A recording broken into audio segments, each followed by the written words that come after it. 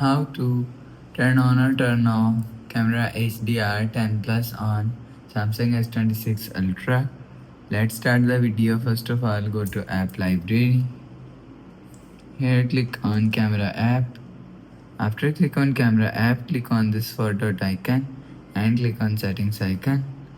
Now in camera setting, scroll down and here showing you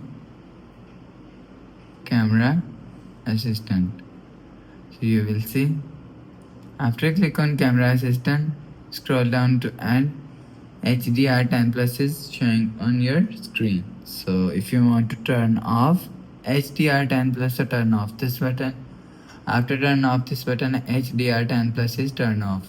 If you want to turn on HDR10 plus, or turn on this button. After turn on this button, HDR10 plus is turn on. You will turn on or turn off HDR10 plus from here. After the process, go back to home screen. So that's how you can turn on or turn off camera HDR10 plus on Samsung S26 Ultra.